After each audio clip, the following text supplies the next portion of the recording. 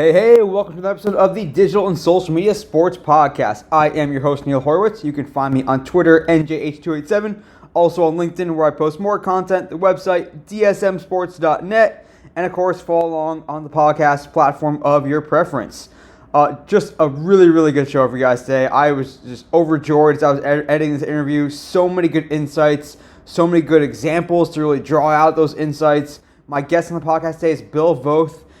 You have definitely seen some of his work in the wild. He spent years with the Carolina Panthers as they really became a beacon of inspiration and insight for other teams and have led the way in a lot of ways. And that was part of the plan, as you'll hear Bill talk about. He wants to be a trendsetter. He wants to do things that other teams aren't doing. He's now on his own with Bill Voth Digital, doing his own work right now in the space. But Bill just has so many good stories and insights to share, really bringing out some important themes around empowering the social team, about speaking up if you're on the social team, because you can have all this knowledge of your channels and what works, what doesn't work, and making sure that communication is not siloed. Just so much good stuff. So listen up, have a notepad handy because you're going to want to jot some stuff down. Here is Bill Voth of Bill Voth Digital. Right back with today's guest, and I'm so excited to be talking to him. I've loved our conversations. Really good stuff. I'm joined on the podcast today by Bill Voth of Bill Voth Digital. Welcome to the podcast today, Bill. Neil, thanks for having me. Yeah, it's I know you're so excited that you waited 200 plus episodes to finally bring me on. That's how excited you've been. You've been chomping at the bit for all these years you've been doing it. I've been intimidated by your presence and your expertise. Yeah. And it took me a while to get the guts to ask you. I recognize you. I think you're still using your same Twitter profile picture from when we got on back in 2000, whatever it was, 2008, 2009. I know we had exchanged messages 12, 13 years ago. You started doing the podcast, and then finally I got an email a few weeks ago. Hey, I'd love to have you on the pod. It's like, where you been all these years? Oh man, you're just dating us now. We are so old that we remember the days when Twitter was, just text only and all that good stuff. Oh man, old and wise. Well, Bill, it's so psyched to pick your brain on all your great experience and insights. But before we get into the meat of our discussion, tell us about you. Tell us about your career path, your stops along the way, and any tips for folks that want to work in the space. Well, I started my career as a sports TV anchor. Did that for 10 years, started Burlington, Vermont, Richmond, Virginia, Charlotte.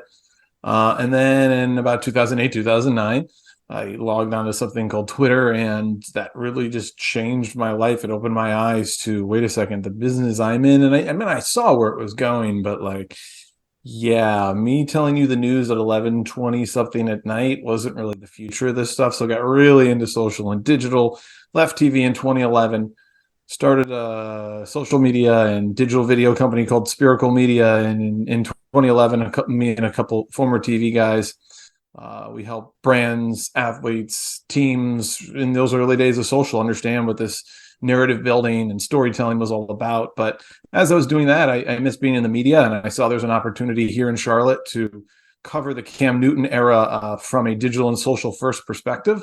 So I started a website to do that. In 2017, they bought my website, brought me in to eventually help redo what they were doing from a digital and content and broadcasting side. Did that until this past spring. And this past spring, I stepped aside to start my own thing. Really wanted to create some space to go figure out what I was going to do next. But in the meantime, I was going to, I'll start my own thing, be my own boss for a little bit again. I enjoyed it before. I'm going to see how that is now. And so that's what I'm doing now. I started an LLC creatively called. Why wouldn't you want to have me be part of your creative services when I have such a creative name of Bill Voth Digital? So that's what I'm doing now. And I'm mostly in the content strategy space. I help organizations, teams, and other places build a really holistic content strategy that aligns with the brand's goals, aligns its goals with all of its digital touch points. I think too many businesses are disconnected and use a spray and pray approach on digital, which leads to wasted opportunities, energy, and resources. So I try and bring all that in, and it's hard being an outsider doing that stuff because you don't know everything that's going on internally. But still, I think I've been fortunate to have some wins over these first few months. Oh yeah, let's take a step back. And when you were growing up or going into school, going into college, or starting those first jobs, was the dream to be a broadcaster for a team and do play-by-play? Was the dream to be on Sports Center? Like, what was like the young Bill Voth daydreaming of? Yeah, in seventh grade, I decided I wanted to be a sports broadcaster. We had a broadcaster from the Cleveland Indians stop by and talk about his day job, and it was like, oh, that would be cool to go just get paid doing sports.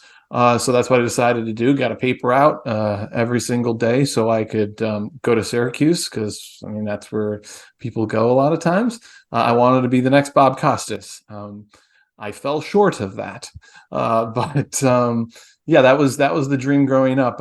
Now, what I wanted to do specifically, play-by-play, or radio, TV, that I even liked writing a lot. But where I landed on as I went through school was I wanted to be that local anchor that you just knew around town because, Yeah. yes, dating us, that used to be a thing. Right, you Oh, used to watch you get your sports highlights at 6 or 11, and you knew that anchor, and we would show up at a game or whatever. And first of all, everyone kind of knew who you are, so that was fun part of the community. And also, if you're in a big enough market and you've been there long enough, you're making a lot of money. yeah. That business, of course, is pretty much gone away now, but that was the dream. Love it. And I always like hearing about the backgrounds of people that end up in the social and digital space because there are different areas or different ways you can come up. Some people have that more like yourself, more storytelling background, broadcast background. Some people come up more in the marketing space or the PR space, and there's no right or wrong way or the creative space. And so like, how did you first come into social and how did that affect? Like, was it thinking about this is a different way to tell stories, it's a different way to put content out there, or was just you were kind of, I mean, I look at myself, I was kind of naive, like didn't realize how big this could get when I first jumped on and as brands started to join. Like what was your first experience with and how did your background and your skill set influence the way that you thought about it? I would say, yeah, iPhones and Twitter is what changed my life. And I'll keep referencing 2008 to 2009 because I can't remember. It was just right around there. I remember specifically standing at a practice, and my colleagues were laughing at me because I was on this thing called Twitter, and I tweeted that D'Angelo Williams wasn't practicing that day. And then 12, 13 hours later, I said the same thing on the news at night. And I was like, wait a second. I know like people are kind of rolling their eyes at this Twitter thing, but the way we're going to be sharing information is changing. Who is going to wait this long? Like, what? No one's going to wait this long. So I remember that. And then the iPhone for me and recording video and getting it posted on this thing called Twitter right away also was a big eye opener. So in 2010, I went to the Olympics and I shot some stuff and sent it back to my TV station that they used Wow. on air because I was, listen, yes, you're still using sat trucks. These are huge costs that you're spending on. But as the technology gets better, you're going to be able to do things cheaper, and all this stuff's going to change. So that's what really got me into it, as far as how technology is going to change the way we communicate with each other, social media being one of the avenues, iPhones being one of the tools. And then also back then I would try and tell my bosses about this stuff and they kind of would laugh at me, roll their eyes. I asked to have my Twitter handle put on my lower third. I was again laughed at. And then back then I was like, because I wasn't this old, I was like, I vowed to myself that as I get older, I'm gonna listen to the coming generations because while I'm going to always try and stay ahead of this stuff, the people coming behind me are going to know so much more and be able to be so much more nimble than I will be. And the worst thing that I could do is sit in that chair and be like, no, this is the way it's always been done.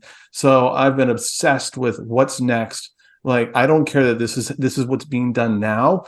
I want people to emulate what we're doing. I want to be the trendsetter. And so as I've gotten older, I'm not the one who can really come up with the trends anymore. I'm not that smart. I'm not that socially savvy, but I would like to be the leader that can find those people who do know how to hit those marks and empower them to then become the creators. They're the creators. They're the ones doing it. And then also then inspiring them to be like, listen, the kids coming behind you, you're going to need to get the hell out of the way one day too, because it's just going to continue to change and change and change. And we don't know where it's going to go. We just know that it's going to change. Yeah, and I love the fact that I'm nodding and smiling because I know that philosophy carried out throughout your career, and certainly with the Panthers, of empowering the younger people below you to help you understand what's coming next and what we should be focused on. I've always taken the mindset myself that this space will keep you young because you have to, but to run towards the stuff that you don't understand or scares you. Because if you run away from it, you're going to be the stereotypical old guy that wants things to stay the same they always were, because that's what's easy and comfortable and all that. But you gotta be comfortable being uncomfortable. Sure. Yeah, one of our jobs as creative leaders is to let the creatives below us, or the real creators, the ones who are doers. I'm not a doer anymore. I used to be. Again, you don't want me making your reels or your TikToks. To empower them to, there's all this red tape above them in these organizations. There's all these meetings and all this other stuff, and it's your job to deal with all that stuff, to figure it out, and to not micromanage them, and to let them go create and be. And I think that that's going to continue to be that way in this business for quite a while. Yeah. So I want to jump ahead a little bit to you talked about starting this site to cover the Panthers before you ended up working with them. I think, was it Black and Blue, or what was the name of the blog? Black and Blue Review, yeah. Right, Black and Blue Review. So like when you started doing that, was it a matter of like, this is something that the team themselves is not doing, therefore I have this unique niche? I'm kind of trying to get at like the idea of team produced media kind of stood at that point, and how it sort of evolved. Especially, it wasn't the same across every team. You and I have talked about this a little bit offline, how some is more sugar-coated than others, some is more biased than others, some is less biased than others. So like, what did you see as the role for Black and Blue Review, and how did the Panthers organization see that when you came in, and your remit there as a voice of the team or a voice about the team? Those are all good questions. I don't know if I'll be able to answer them all as I ramble here going forward. Let's start with, there's at the simplest form, there's two tracks. There's the outside media, and then there's the team. It's weird that I have these specific memories, but in 2010 I was at the gym, and I went to one of the Spiracle's co-founders who was there as well, and I said, one of the next big things is, right, like the beat reporters, the daytime radio people, I was wrong about that, kind of, the local TV folks, like those jobs are dying, those businesses are dying. So all these reporters who cover these teams in these markets, they have to go somewhere, and you know where they're going to have to go? They're going to have to go to outlets online. So that's like what we should start. So that was the idea that the Athletic was able to take and run with, and I wasn't able to be business savvy enough to figure out how to do it back in 2010. But I say all that because here in Charlotte, yeah, you have a local media that was acting very linear, very just how it was for a very long time. And I would be sitting there at a Cam Newton press conference, and I'd record it on my iPhone, and I'd cut it as I'm sitting there, and I'd post it to Twitter right away, as opposed to the local TV cameras, which are recording it. And then you might be able to see it on your local news hours later. That didn't make sense to me. So first of all, there's an opportunity there to get stuff posted. Let's go like right away for this growing digital audience that wants stuff like right away, not waiting to get their news or their information or their sound bites. From a team perspective, the Panthers were slow to adapt to a lot of this. Former ownership didn't really get it. It wasn't really a priority. With that said, the president at the time, Danny Morrison, and then our mutual buddy, I'm sure you know him, Dan, I think you would call him a buddy, maybe not, Dan LaTarraca, they got it. They understood. I think the Panthers have had a good reputation in the digital space for quite a while. Dan's the one who started it. Amy Keene's the one who then took that ball and ran with it, and so on and so forth. But the team wasn't really covering itself well either. Dan could only do so much. Dan had a great vision, but a lot of the folks around him, it was still like linear TV. It was coaches' shows. It was 30-minute shows. And Dan didn't have that content that could be posted right away and digital first and social friendly. So that's one of the things that I was brought in to do was, hey, we need to take this from a linear based philosophy to a digital and social first, and that's not a ship that you can steer quickly. It takes quite a while. It takes buy-in, but we were fortunately able to do that after a year or two. Like, how are the objectives kind of positioned then? I mean, I think we take it for granted, again, to date ourselves a little bit. You and I are old enough where there wasn't really metrics in the early days. I mean, kinda. You could get an idea of like, oh, how many retweets did this get, or how many likes did this get? But it wasn't as systematic, let alone with all these third-party analytics platforms, and just a better understanding of how this all fits into the strategic picture. I mean, even if you look back on the old traditional media, some of the metrics there are far from exact and far from strategic, even in that sense. So, like, when you were brought in, and even as you grew the operation there with Dan, with Amy, like, what were the strategic objectives at place? Like, were you trying to sell tickets? Were you trying to create new fans? Were you trying to create a global brand? Were you trying to attract sponsors? Like, what were some of those goals, and how did that affect what you were able to execute, and how it played out? Yeah, depending on your perspective, we were either fortunate or not fortunate because we didn't have to be all that sophisticated. We weren't. Mm-hmm. We were starting so far behind, and also we didn't have to do the ticket messaging. The Panthers are essentially always sold out, so we didn't have to pump in a whole lot of ticket messaging. Our main remit was connect with the fans, build the fan base, connect with the current fans, and we were fortunate. We had players. We had a head coach who got it, but we had players who were stars who connected with the community, and it was inform and connect and give this fan base something to be really proud of, which is Panthers on digital and social being tremendous. And also, one of the reasons I was brought in was to bring a certain credibility to the website and to our voice. It was not cheerleading. The voice was Amy. I think Amy used to term it as like kind of like the cool kid in school, but not the like too cool kid in school, but like the one who would hang out with all the jocks and the nerds and where we just kind of got along with everyone. So that was kind of the voice. But also we weren't like, hey, Panthers lost 40-10, but hey, special teams played well. Like, we weren't doing any of that stuff. We understood, like, there's ups and downs, and with the downs, we're going to be with you, and we're not going to feed you a whole bunch of crud. So we really understood what the fan base was feeling, and we didn't try and force feed positive feelings when there weren't positive feelings. And then when there were positive feelings, of course, we jumped on that. But I just think what Amy and the team did when the Panthers traded for Sam Darnold a few years ago, they just threaded a needle so perfectly where they weren't trying to sell the fan base that Sam Darnold's going to be the quarterback coming in here and going to save everything.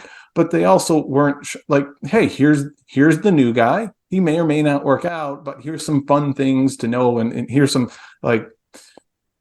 ways to humanize him a little bit, but they didn't like QB1 and all that other stuff. Like, come on, just stop. And so we were really able to thread a needle. We were not cheerleaders, but we really were just transparent with people, and we went on the journey with the fan base, and I think that really bought us a lot of credibility for a while. Yeah, and we take it for granted that there are some teams that don't embrace that kind of that mindset where it is more sugarcoated. It is don't say anything that could be construed as potentially not 100% positive. And there's some interplay between PR and comms and digital and social and the team ops as well, and what they're feeling. And of course, ownership will have their say at times. So is that just something that like you guys found that there was more success? You got more engagement when you were more transparent with fans. Like, what's stopping more teams from doing that? Is it, I don't want to say is it PR getting in the way, but is PR getting in the way? Or are there just things that you can justify saying, hey, if we don't give fans the truth, they're going to go somewhere else to get their coverage of the Panthers because they know that what we're giving them is heavily biased and heavily sugarcoated? Yeah, that's a great question that we could go on hours for. So I'll try and just keep my answers as short as possible. I don't. There's so few organizations that are willing to do that, and if you are going to do that, you have to have a really strong owner that's gonna just like, listen, like, the buck stops here. This is what we're doing. So the Cowboys do a lot of stuff that would make a lot of teams uncomfortable. Like the whole Dak Prescott tweet last year, I rolled my eyes at it because, like, there's nothing wrong with it. But of course, people aren't, oh, I can't believe a team would do that. Why? Like, Dak didn't play well. The Cowboys didn't play well. Why are you shying away from it? Like, that's like, yeah. So why would anyone come to your website if all you're doing is sugarcoating stuff? Like, that makes no sense. So all these tools are out here to be able to, for you to tell your story. But if your story is like a corporation, then like fans can see through that. So they're going to stop listening to you, especially when you need them. When you actually need to sugarcoat some stuff, well, now you're the boy who cries wolf. Now they're not listening to you ever. But going back to your other question, I knew I would miss some stuff, but let's be honest, like the whole reason we were connecting with fans and trying to build up engagement numbers is, of course, to be able to monetize off of that stuff. That was another thing that we started quite far behind as far as an infrastructure of how you could monetize content, and there's still quite a long way to go. But of course, the more you can monetize, the more staff you can bring in. The more staff you can bring in, the better content you can do. The more better content you can do, the better sponsored content you can do. And it goes around and around and around. It feeds itself. So I am a big believer in, if you can do really great content and you can make a lot of that branded or sponsored content, and you can really build up your numbers, you can do even more branded and sponsored content. You can make money. The content people are happy because they're doing good content. You can actually do good sponsored content, not just check the box sponsored content. So that was a big part of what we started as well. Yeah. I guess because we're talking about now, how did sponsored content look for the Panthers for you? Was it just, did you have people that were digitally savvy on the partnerships team? Did you guys collaborate really closely? Was it a bit of an evolution with early on? Maybe it was a little more brought to you by logo slaps, and then got more mature as you went along and saw what worked better? Like, how did it play out there, and how do you see it today even? Yeah, you know Mike Mahoney, one of the @Mahoney on Twitter and other social platforms, but he's been a very socially friendly sales guy in the NFL for quite a while. He understands the space. But when I got there, it was like most teams, and I think a lot of teams are still like this. There wasn't a lot of communication between the digital department and the partnerships or sales department. And so the sponsorship would go sell something, and then the digital team's told they have to go do this. And the digital team's like, well, this is crap content. This isn't going to work. So it's bad for your channels, and then it's also bad for the sponsor. So we took some inspiration. I think I have his name right. The Falcons had someone many years back, a guy by the guy name of Chris Jones, I think his name was. Yeah. And that was like, oh, he's the bridge between sponsorship and between the digital team. So we hired someone, I want to say 2019. Her name is Sam Bear, to act in that role. It's not an easy role. It's very difficult because she's got both sides who a lot of times are angry at each other, right? You go, why do I help? So, but it's really, it's making that communication better and having the digital folks much more part of the sales process. Because again, if you can do good sponsored content, but if the salespeople are just out there selling stuff, or it's just logo slaps, and then the digital people are being told what to do, and here's the messaging they want, well, that doesn't work. Put the social people in the room, and they can help ideate. They can help make it all better, so it works better on your channels, and it works better for the sponsor. Because if you're just putting up crap sponsored content, it's not going to perform well. But hey, at least the sponsor got the copy they wanted, but that doesn't help anybody. So that was a big part of what we tried to do, is at least help that process out a little bit more. I think we could have done better. But unfortunately, I think we still do better than some other teams. I think some other teams still don't have that direct bridge position, and I think that's one of the more valuable positions in an organization. And I don't think enough organizations value those positions. I think that bridge, it could become more of a department, more so than just a role.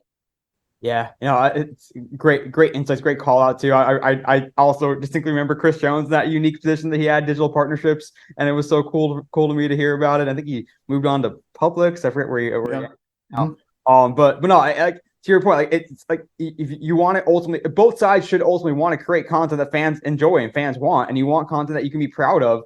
And if sponsored content is shit, then no one's proud of it and no one's happy. And it seems so logical, and yet it still does take some evolution and some people that may disagree on things at times to get to that point.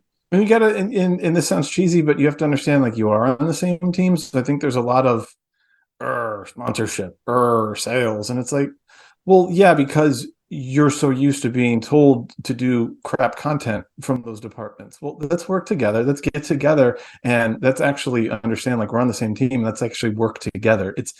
It's really bringing people out of their silos. And I understand not everyone in each department can do that, but that's why having at least one bridge person and just having better relationships between the digital and content side with the sales and sponsorship side, just in general, and understanding that neither of you are the enemy. Like, the sales folks are upset because digital doesn't want to do this. The digital folks are upset because sales wants them to do this. But, like, when you have adversarial relationships like that, that hurts everyone. And it doesn't have to be adversarial. Let's do cool stuff together. It is possible. Yeah, it shouldn't be. We interrupt our normal programming to give you this crappy commercial content, and then we'll get back to normal stuff after. Something I want to talk about too, for sure. Having a great conversation here with Bill Voth of Bill Voth Digital, talking about his lessons over the years. It's something that you guys did, I think, way before almost anybody. I mean, nowadays we see the mini mic content. We see people walking around and going and asking players and talking to them and interacting with them, and it feels like you're there, like you're a friend with them. And I have these vivid memories of some of the Panthers content, whether it's like walking around an airport. I just have some really vivid like pictures in my head. And you guys were kind of doing that like mini mic style interaction with players before it was cool, before TikTok, before all that. And so, like, how did you guys foster that kind of relationship, that trust? I mean, you talked a little about, Ron Rivera, and also team ops on that side. So what was the process like of getting that buy-in, getting that trust, both with team ops in general as well as with individual players? And how did you know kind of like what worked, what didn't work? And just give me an idea of how that came together, because it really was ahead of its time. Well, yeah, I think, the ecosystem I wanted to build was let the social folks just go and do, and just just go. And if it fails, if it fails, if it doesn't work, it doesn't work. But, like, the only way we're failing is if we're not trying things. And so it was giving them just a lot of freedom to just go try stuff first and foremost. So, fortunately, like, I got the hell out of their way, and they could just go mess around with stuff. So Angela, and I'm gonna mispronounce her last name. It's not Denogene, and I worked with her for many years, and I still cannot pronounce her name correctly, because she has an accent with it. So I'm not even gonna try. So it's Deangeon. But I swear, I think she started the mini mic trend. I believe she was the first one that brought mini mics. But anyway, she was our social number 2. And she brought a mini mic in once and started taking it down into the locker room and started messing around with it. And it grew from there. But yeah, so it's just, I think it's having an ecosystem of try stupid things, try fun things. And when you have people like Amy Keene and Angela who are like, okay, let's go play in the sandbox, and let's try this, let's try that. You're going to have a lot of times, a lot of that content's going to hit. And you can set trends, and that is definitely one of the things we tried to do for years at the Panthers was, okay, this team's like, if a team was doing something, like, I automatically didn't want to do it. So I didn't have a hard and fast rule. Don't use The Office. Don't use SpongeBob. Don't use talking heads like Max Kellerman and all this stuff. Don't use L's. But I was very much like, hey, can you try and not do content with that stuff? Because everyone else is doing it. So if your win graphics have an L, like, you're not being different. And our whole thing was, what are we doing that's different from the 32? That's what now we weren't always successful. And every once in a while we would use SpongeBob or we would use The Office. But it was our philosophy was, what are we going to do that the other 31 are not doing? And so stuff like the mini mic that's how, if you create an ecosystem like that, that's how you can generate content like that. But if you're copying other teams and you're doing what other teams are doing, we stopped doing signing photos. We going into the COVID free agency, we said no more signing photos, because every team and every sport does signing photos. So why would we do that? So in 2020, before COVID kicked us out of the building, we were doing that. We were going to do the whole when tennis players sign the camera, we were going to do something like that. So instead of a standard signing photo, the player comes in, signs the camera, and that's the whole, hey, they've signed. We weren't able to execute that until 2021, and then we did it again in 2022. But yeah, it's how do you not do what everyone else is doing? It's not easy, and a lot of times you are going to do what everyone else is doing because a lot of that stuff works. But really, it's being obsessive about what can we do that other people are not doing is how things like Mini Mike start. Yeah, the whole like purple cow mindset kind of let's stand out from the crowd. But even the fact that you guys got the buy-in from players and were able to showcase their personalities as a result, and you're going up to them and it wasn't weird to not ask them about what drills you're working on in practice or what's your game plan. It was just like the fun stuff that we take for granted. Now these aren't specific examples, but like the whole like make is a hot dog a sandwich, or like tell me about your outfit or what your favorite coffee orders, like the stuff that you got to know players that maybe 10 years ago a team would have been like, wait, we're not talking about X and O's, like what, like did that just feel natural, feel organic? Like how did that come about, and how did you make sure that the players were open to that and coaches were open to that? Yeah, I think it's empowering your digital and social folks to go down in the locker room and just be normal and human with these players. So when I was brought in, one of the things I was supposed to be was the face of the website, because that was my background. But it was around 20. It was when the Panthers drafted DJ Moore, and I was doing some stuff with DJ, and it wasn't his fault, but it was like I'm not feeling a connection here, and it was like, you know what, like. I'm the old white guy. Like, that's just the reality. I'm the old white guy. And DJ Moore is not, I'm not going to get as good of content from DJ Moore as a younger, probably more diverse content creator can get. So that's why and we were really intentional about diversifying our department the past few years, not only because it's the right thing to do, but also because it gets you better content. Because our social folks could get better stuff out of DJ Moore than I could. Now, again, it goes back to me having those bosses who never wanted to change. If you have these team reporters, these older team reporters who have always been there, and this is how we do it. I need to be in the locker room. I need to be holding the microphone. I need to be asking the guy, so how was practice today? Like, that's not good content, and fans don't care. What fans want is Mini Mike stuff. What fans want is players interviewing players. This is why you see all this athlete-led or former athlete-led content blowing up all over the place with Silver Tribe Media or Audible and all this stuff. Now, Colin Cowherd, you have to be a Colin Cowherd. If you're not a former player or something like that, you have to kind of just be way out there like a Colin Cowherd. But this stuff needs to be athlete-led. No longer should it be. I'm not just saying like old white guys like me deciding what the content needs to look like, or me having to front the content. I don't know, and I hate to say this, I shouldn't say it out loud. I don't know how much of a place team reporters really have anymore, to be honest with you. And when I got there, like, we need to do these, let's bring the talking heads together to have these draft specials. And it was like, it's so boring. Like, no one cares what I have to say. Let's have players come on and talk, and let's have former players come and talk to each other, because you know what? Fans are more interesting. Fans are more interested in that, and also they know a lot more what they're talking about than I ever would. So long-winded way of trying to answer your question of how that became organic, but I think it's letting the younger content creators go and just connect with these players, as opposed to what old traditional media has always been.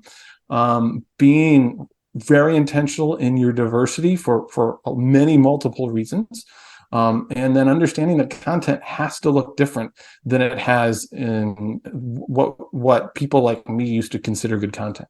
Yeah. Let's double click on that a little bit, and I'm going to keep you as long as I can, Bill, because there's so much good stuff here. I think there's still a ton of teams out there that check the box and they're going to do their game preview. They're going to do the game recap. They're going to put out their game notes, perhaps.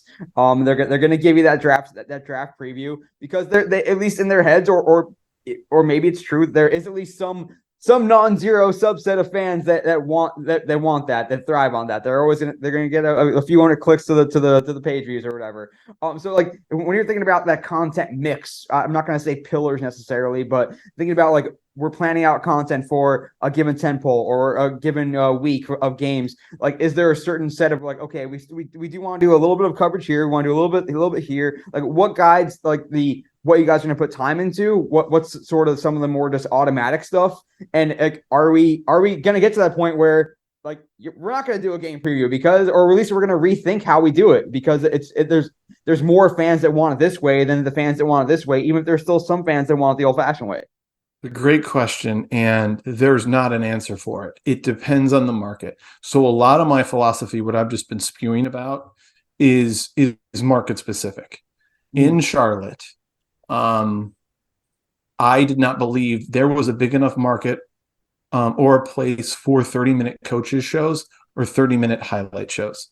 If I was doing content in a Cleveland or a Pittsburgh or a Green Bay or in a Dallas, there is absolutely a market for that type of content. It's specifically to the Panthers fan base, and I think that's why in these jobs you have to specifically know what your market needs and requires. So my philosophy is what I've been talking about here. To be clear, it's specific to what the Panthers needed at the time and where they should have went from a content perspective. To try and answer this question, because I didn't think that X's and O's content, by and large, really hit all that great with this fan base. Yeah, I think being different and funny and fun was we leaned more on that stuff than the Panthers won this weekend. Let's break down what happened. You get a few people reading, a few people clicking, a few people watching, but the fan base isn't big enough to draw on those numbers that you'd really want if you're going to spend the time to make content like that. In that, now, if you go up and you look at what the Eagles do such an incredible job of mixing really smart X's and O's content with fun content, and it's required up there. And but like if you're spending the resources to do X's and O's content, those are resources being spent somewhere. Totally. The Eagles fortunately have enough resources. We had the resources we had. And I felt it was best to focus on the things that would engage our specific audience the best, and that was being different. And I think that started with Dan and Danny when Panther Social started to become a thing. Like, let's be honest as well, the Panthers in the scope of 32 don't make that big of a dent. So if you're going to act like a traditional team, if you're going to act like the Bears and the Packers and all these teams that have bigger fan bases, then how are you ever going to stand out? You have to be different. You have to be irreverent. You can't take yourself all that seriously. And so again, so much of this stuff is market specific. So if we were stodgy and we were serious and we tried to break things down and X's and O's and like the Panthers were never going to make a dent. The Panthers had to be different to make anyone ever care about them. I think it's really well put, and just it rings so true. And let's talk about how that emanated or manifested itself with the personality and the voice as well. Because throughout your time there, and a lot of teams can relate to this, that there's different coaches that come in, different GMs that come in, different marquee players that come in.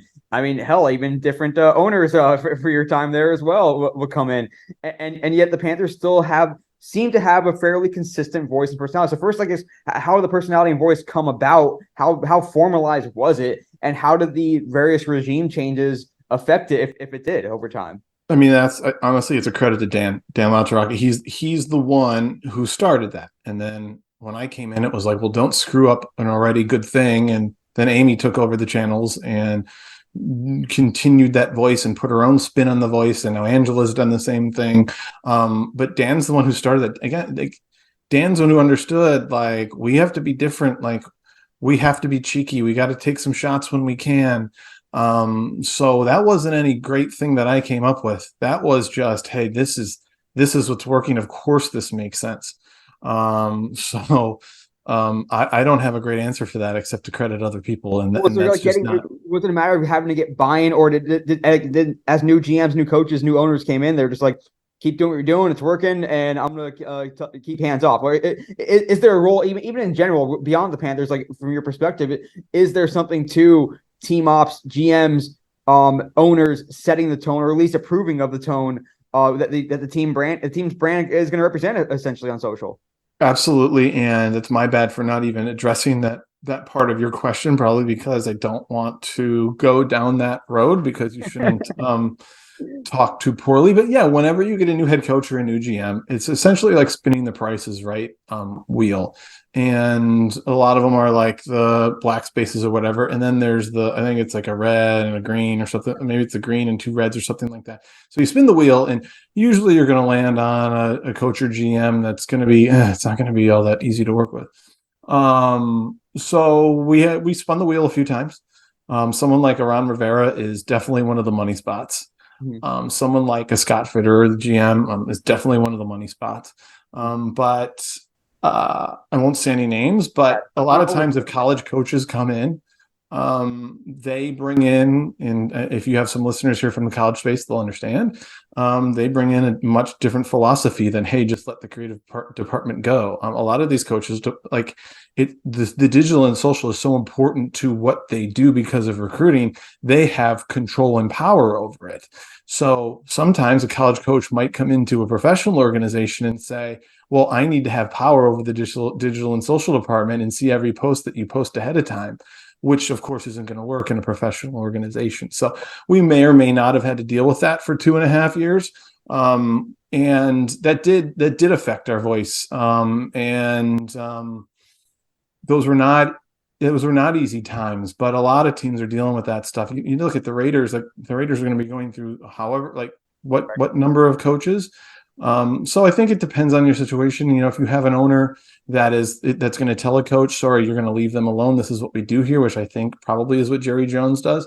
I think it's funny that the Patriots, a lot of the stuff the Patriots write, and I'm probably speaking out of turn here that I don't know. A lot of the stuff the Patriots write is, wow, that's interesting. They're writing. Now, I don't think they have a great relationship with the football side.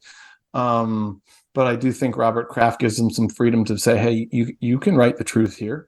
So a lot of it, I think, depends on owners. But you were correct that you never know what you're going to get with the coach and GM.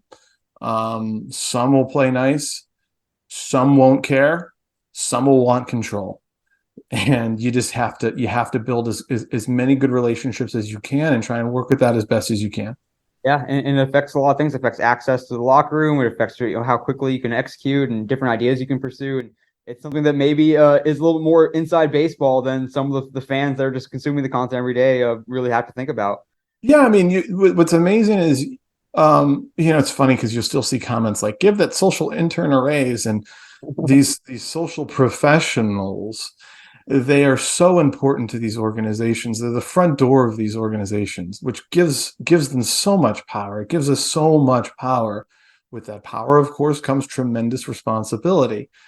With that responsibility comes everyone in your organization has an opinion about what you're doing on the front door of your organization.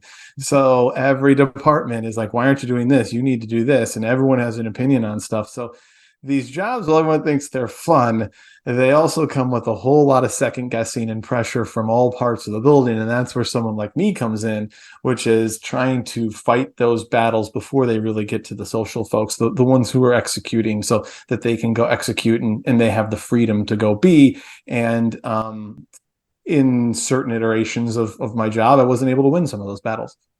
Yeah, it's reminding me. I think she's a VP of social for ESPN. Her name's escaping me right now. I'm trying to quickly look up Katie Daly, who says, everyone drives a car, but if you ask someone to work on the car or go under the hood, not everyone can do that. And so it's a little bit similar analogy of social media. Everyone uses social media, everyone can use it, but when you ask them to actually go under the hood, it takes a specialized skill. I'm very partial to the social media managers.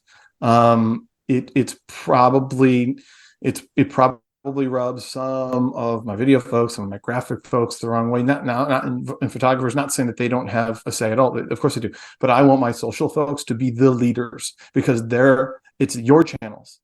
You need to be telling all of us what you need to be telling us what content will work best on your channel. So I believe that social folks need to have, you have to allow them to have one of the loudest voices, if not the loudest voice in the room.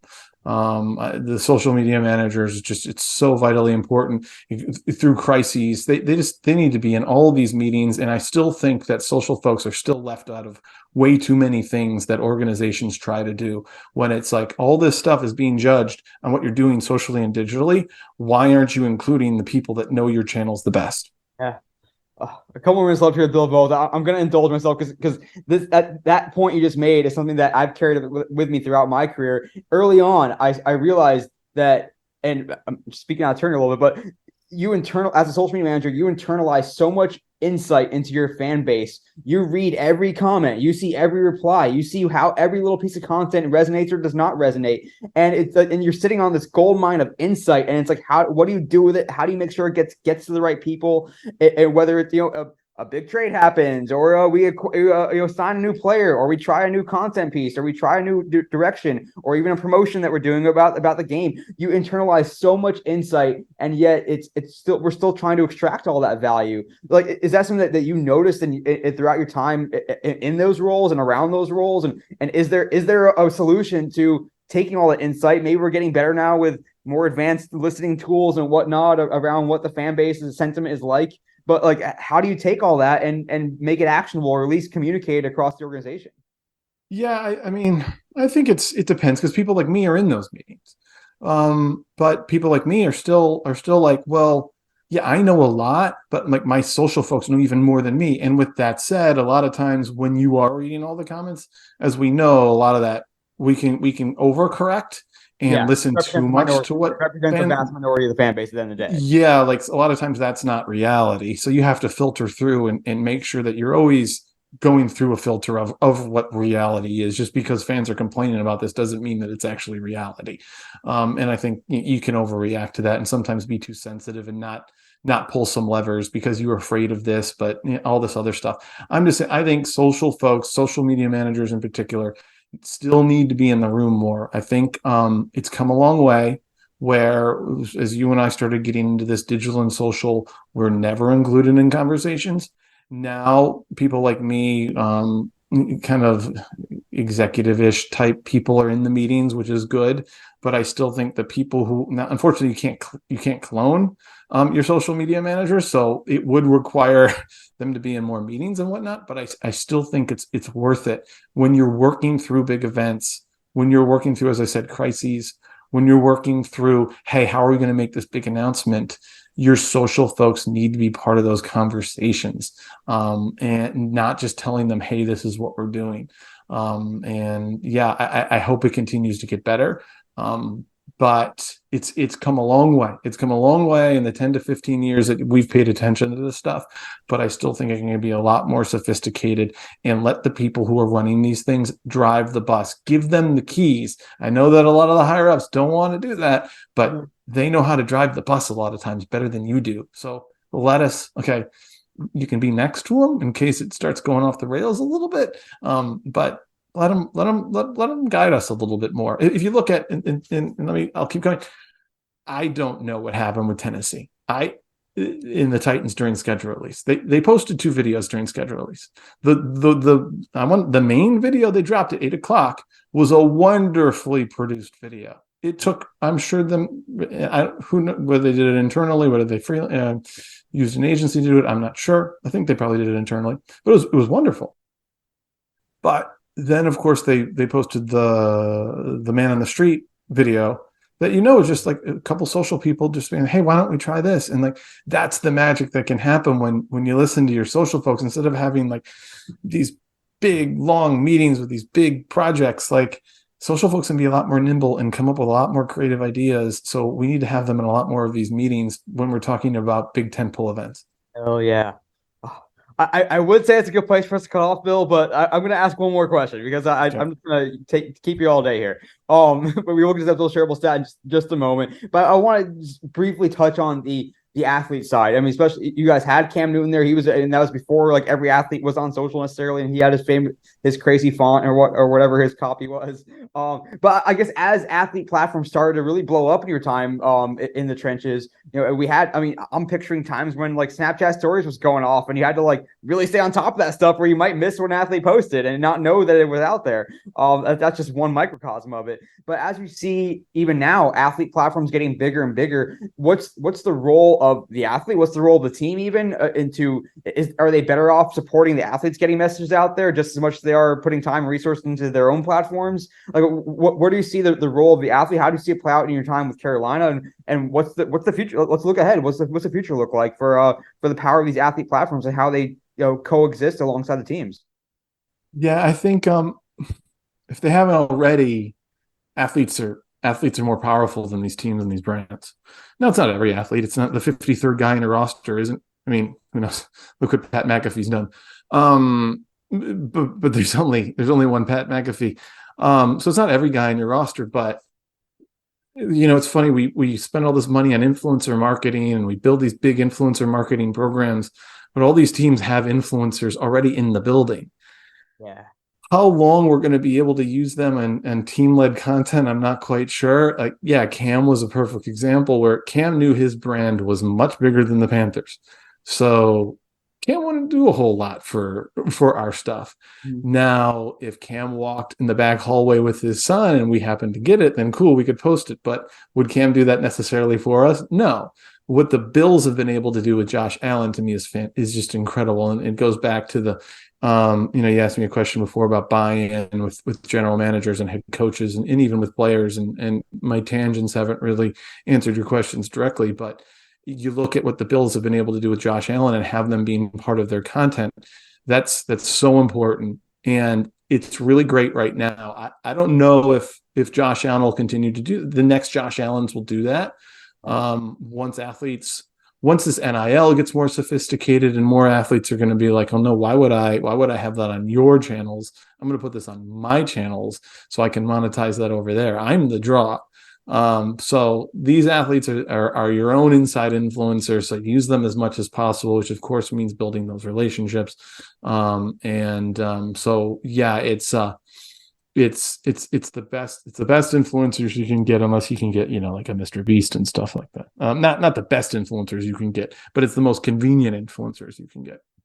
Totally. Oh, it's a really interesting point to think about, and it's only gonna get bigger and more sophisticated, as you said, with NIL. Like, more college athletes are gonna come in with established brands and know their worth from day one. Yeah, I mean it's the Vikings used to do a podcast with Kirk Cousins, and when I was at the Panthers, it was like, who could we have do a podcast? I never really got to that point. But yeah, if you're Kirk Cousins now, you're not doing a podcast for the Vikings. You're doing a podcast for either your own podcast network or a podcast network, because you're going to get, that's just where things have gone. So I do think a lot of the stuff where we're able to use athletes right now on teams, it may not last for too much longer. I think right now it's cool, but I don't know if that's how it's always going to stay. Yeah. So many areas that we still have to cover, you and me, Bill. It's really fun picking your brain here, but we're going to have some more fun with you in our kickers segment. So that's coming up. But first episode of Shareable Stat coming at you right now.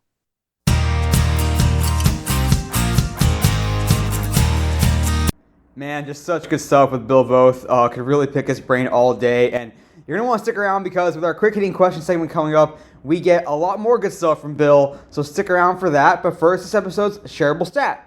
This episode's Shareable Stat comes from a recent study by Two Circles. You may know Two Circles. They are a sports consulting agency, among other things. They did a study about the development of fandom. And the Shareable Stat I'm going to pull out today is 80%. 80% of fans who have a full network of other passionate fans also are highly passionate fans themselves. So what does that mean? That means when you are surrounded by other passionate fans, you also tend to be a highly passionate fan yourself. And that is compared to 25% of fans that only have part of their network that are passionate fans. 25% of those fans are going to be highly passionate, and just 10% of fans are highly passionate that don't have any other passionate fans in their network. So what does that mean? Not too surprising. Fandom is contagious. When you have other fans around you, that adds together. There's synergy. You guys are all become more highly passionate fans. And what does that mean if you work in the sports space? How can we make sure that we are bringing fans together and making sure that that highly passionate fan base, it adds to each other? It has a snowball effect.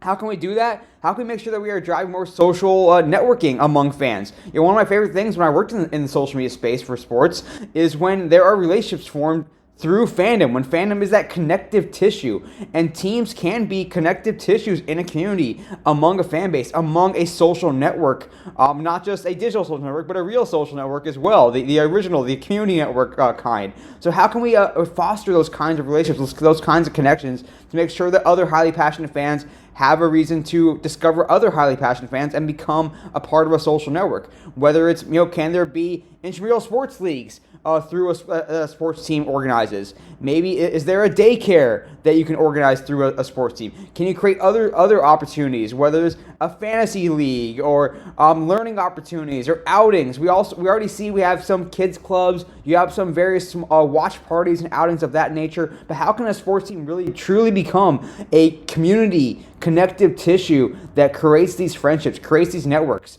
Can you have a pen pal program? Can you have a randomly assigned text friend to text with during a game? There are so many opportunities to really drive social connections with the team or the sport being that connective tissue. So that's just a shareable stat. Lots to think about, lots to talk about and ponder about.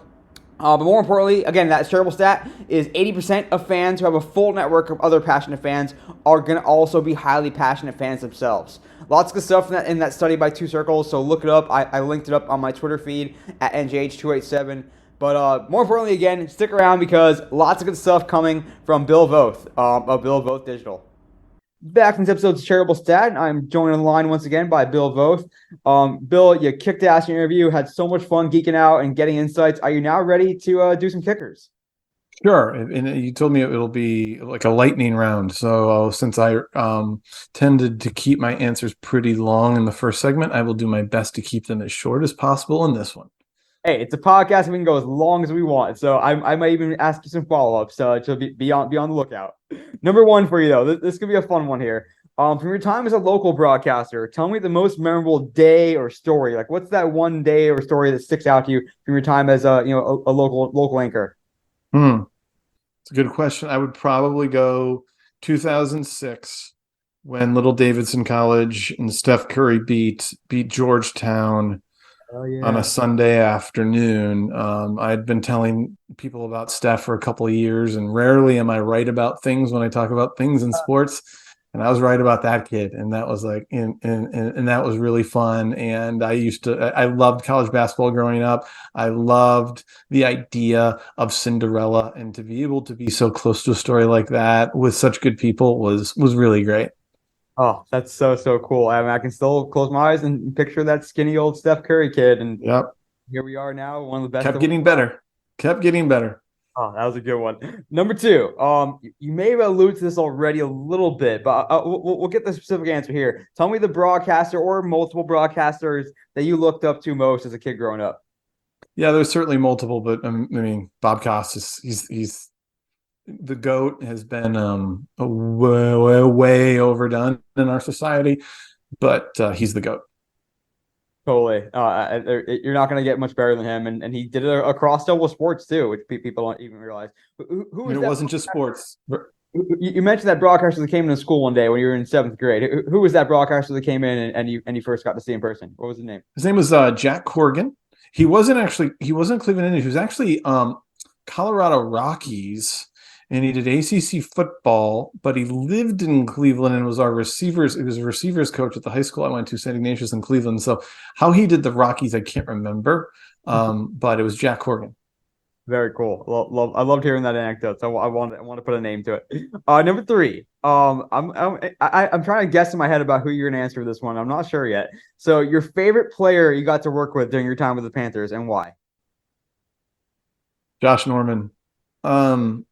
I know this is a podcast and you can't see me smiling. And one of the things you're taught very early on at Syracuse is you don't become friends with the people you cover. You can be friendly. So I've always been arm's length, which again doesn't work in the social media world. A lot of social folks are not becoming friends with, and that's just a line that I'll never really cross. But Josh still continuously puts a smile on my face. When he came back last year, it put a smile on my face. Josh is a kid who was literally sleeping on his brother's couch in college and made himself into, whether it was legit or not, the highest paid cornerback in the NFL in 2016 after he had a magical 2015 season. I was running my website in 2015, and as I talked about in the earlier segment, I was really good at turning content around really quickly. And when Josh Norman says something ridiculous after a game, and I get that posted really quickly, well, I was able to monetize a lot of that stuff. So Josh was awesome that year. He knew what he was doing. He knew that he was giving us reporters He was helping us do our job, and then we were helping him market himself as well. So it was a mutually beneficial relationship. I love that. Love when that synergy plays out and both sides get the benefit, or all sides, because the fans are another side to get the benefit as well in media. Oh, lots of fun there. That's a good one. Number four. We touched on a few other teams here and there in our conversation, but tell me the pro sports scene besides the Panthers, and maybe I'll force you to leave the Carolina States as well, so you can't say Dan and the Canes. Tell me the pro sports scene besides the Panthers, whose content you admire and why. Dan and the Canes are great. Like you can see he's doing what he did at the Panthers, which was, you're the Hurricanes. It's really hard to stand out if you're the Hurricane, and they're doing the same thing and they do such a great job. But to go out of the state, I don't think there's any question that the Chargers are the best in American sports. They're playing another sport at a lot of levels. But please indulge me and let me say that I think actually the best in the world, and I can't say this with complete confidence because I haven't seen every social media account in the world, but I think Manchester City is the best in the world. They're the most well-rounded. But as far as in America, it's the Chargers. Some great ones there. Yeah, the Chargers have been doing it for years too, from Joel to Jason and Megan, Yep. all of them there. It's a fantastic team. All right, number five, the number one tip you give to someone that wants to work in sports media. I would, there's so many tips you could give. I would say be aggressive, which isn't really a great tip because it can get you in trouble a lot. But in meetings, in ideation sessions, like speak up, talk, be afraid to fail, be afraid to say, hey, we should try this mini mic, and people look at you like you're crazy. Because you know what that mini mic idea could become? It could become something where all these teams and all these other sports are using a freaking mini mic because you had enough confidence or you had enough guts, and maybe you didn't have confidence. Maybe you were scared to bring up your idea in the meeting, but you at least said it. And so speaking up in meetings, not dominating the meetings, but speaking up and being able to have a voice no matter what level you're at, to me is the number one piece of advice. Absolutely love that. I feel like it's a theme of our conversation too. And I have this reputation almost in my current job where I'm like the guy with the crazy ideas. And I love that. I embrace it. I think that's how you get those home runs, is you're gonna have some misses, of course. You're gonna have some whiffs, but if you're not thinking outside the box, then you're just boring and you're in the box. Absolutely. Number six, going back to time with Carolina with the Panthers, tell me the most memorable game from your time with the Panthers. The most memorable game. Like I went to the Panthers in 2017, and that's the last time they made the playoffs. And so from 2018 through last year, there weren't a lot of memorable games, but certainly the most memorable had to be when Cam Newton came back in 2021 at Arizona. And my department got to live again. They got to smile again. They got to do content like they could again. And I'm almost even getting emotional about it now. That week in that game was so memorable because these content departments, you depend so much on winning and good feelings. There's a lot of content departments out there that we don't see the great work they do because they don't win. So we had something called a content graveyard, and so much of our good work was never seen because the Panthers weren't winning. So we got that feeling back of the team, the content team we could be, thanks to Cam Newton coming back and having that game against the Cardinals in 21. That's so awesome. And I remember that day and seeing all that content. It was special. Even me as not necessarily a Panthers fan, but just knowing that emotion was playing out through the fan base and through the content. That's awesome to hear. And let's be honest, like we didn't do great numbers that weekend or that week because we were so good at our jobs. I mean, Cam Newton helped with that, right? But to be ready and be in position as a content team to be able to take advantage of those moments is why you build good content teams. Yeah, no, that's a great. That's why content graveyards need to exist. If your team does not have a content graveyard, you're not doing it right. You have to be ready for the moments, even if they don't end up playing out. Yep. Number seven. The athlete who's not currently in broadcasting or media that you think would have the most potential for such a role? Who's an athlete that you think would just make a great broadcaster? I'm being way too localized on this podcast right now around these answers. I should really get out of Carolina, but I think Cam Newton, not in a traditional sense. Mm-hmm. Don't think he would be good on a desk. I don't think he'd be great in a booth. I think obviously some things happened with Aqib Talib over the past year where he's kind of disappeared, but I'm really fascinated by bringing someone into these broadcasts or just around these broadcasts. Or obviously you have the shoulder programming where just talk to us like normal people and fun. It's going to be around for a while, but like our broadcasters dressing in suits and ties, is that what a younger generation is going to really connect with?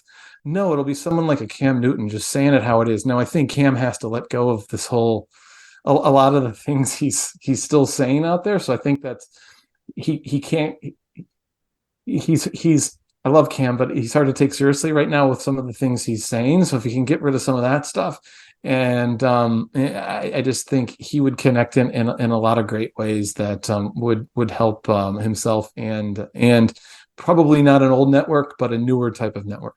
Yeah.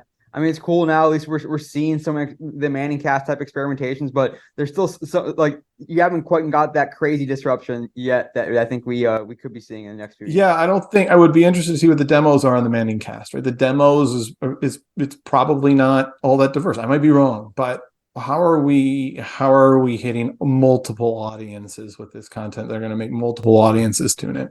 And we're seeing the Dude Perfect going to come back with their broadcast on Thursday Night Football. I think one of these games coming up soon.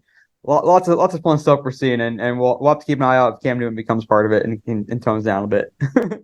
Number 8, I'm looking forward to this one. It's our food question. I always gotta ask our food question, and there's a great food areas down there in Charlotte. So tell me, I come down there, you and me hang out in Charlotte. Tell me the best meal to get in Charlotte and where we're getting it.